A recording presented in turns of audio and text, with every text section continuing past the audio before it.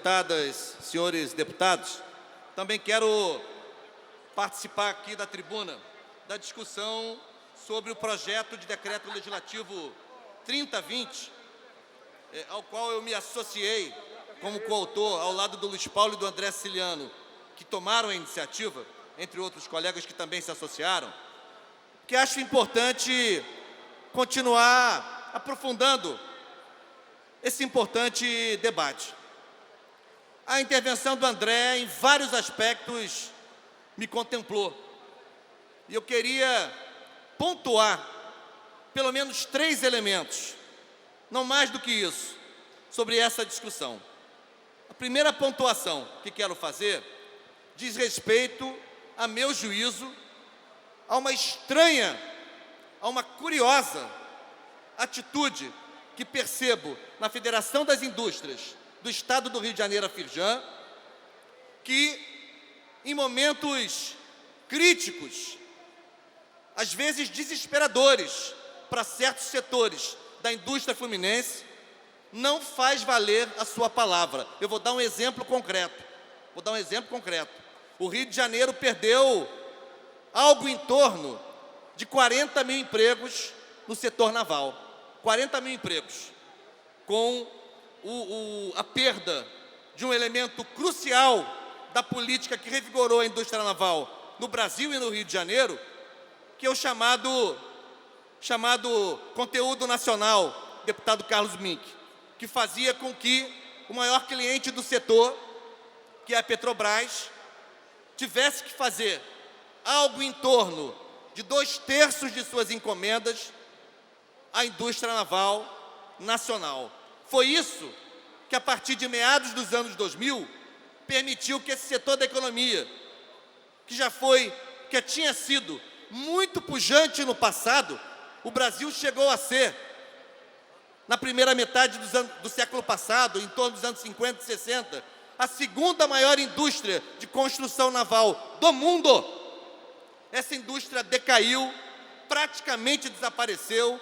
Os estaleiros viraram, André, galpões abandonados com sucata lá dentro, e foi a política de conteúdo nacional, em boa medida, que produziu um revigoramento desse setor, fundamental para a economia nacional e do Rio de Janeiro em particular. Mauá, na minha querida Niterói, deputada Lucinha, no auge dessa política, chegou a ter 6 mil trabalhadores. 6 mil. Brasfels, em Angra dos Reis, sucedâneo do antigo Verome, chegou a ter, no auge dessa política, 12 mil empregos. O Mauá em Niterói hoje não tem 400. Brasfels, em Angra dos Reis, não tem 12 mil. E a Firjan, que eu me lembre, que se tivesse posicionado, eu venho aqui e faço a retratação, mas que eu me lembre, não entrou na briga, deputado Carlos Macedo, não entrou na briga, não entrou no debate para defender a indústria naval do Rio de Janeiro e lutar pela política de conteúdo nacional. Então, isso é espantoso. E aí me aparece, e aliás, deputado André Ciliano, em audiência pública que eu presidi neste plenário da Frente Parlamentar da Indústria Naval, o secretário Lucas Tristão, que esteve presente na audiência, teve a pachorra de afirmar que o Rio de Janeiro, Gustavo Smith, você é de Niterói, que o Rio de Janeiro não tinha escala para a indústria naval, que o Rio de Janeiro estava condenado a, no máximo, ter indústria de reparos navais, quando esse Estado teve as grandes companhias de navegação do Brasil e os grandes estaleiros do Brasil, alguns deles até muito recentemente. E aí vem esse decreto, que me parece ter pelo menos 2 grandes problemas. O primeiro problema aqui já foi tratado, e eu assumi essa tribuna para discutir muito duramente. Na época eu presidia a Comissão de Economia desta casa, não com o brilhantismo com que Ferreirinha preside hoje, mas presidia aquela comissão durante 4 anos, fizemos inúmeras audiências públicas, e discutir a MP do trilhão.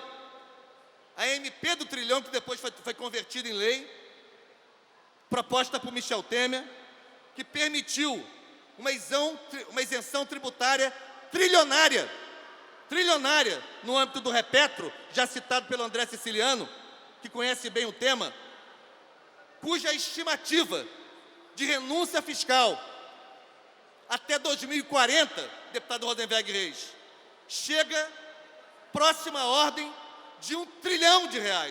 Por isso que ela ficou conhecida no Congresso Nacional como a MP do trilhão, porque permite que as petrolíferas importem maquinário para as atividades de desenvolvimento, exploração e produção de petróleo, com total isenção dos tributos federais. É o que disse o André. Vão fazer o quê? Vão importar dos seus países de origem. A Statoil norueguesa vai importar lá da Noruega. A chinesa, a BP, vai importar da China. A Total francesa vai importar da França. E o que será da indústria de peças e navipeças no Brasil? Então, assim, eu acho que isso é muito sério. E aqui agora, André, ainda me ocorre uma outra questão, para a gente ampliar um pouco esse debate. O recolhimento do ICMS no setor de energia é no destino, não é na origem. Aliás, é a briga que o Rio de Janeiro está fazendo em relação ao petróleo.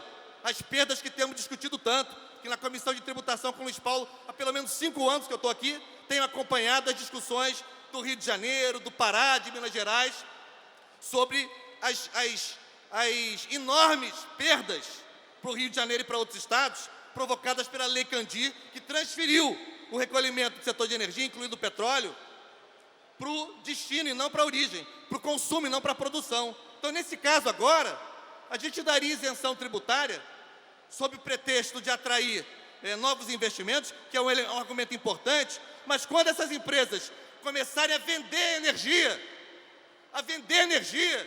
o ICMS vai ser recolhido lá onde for comprada.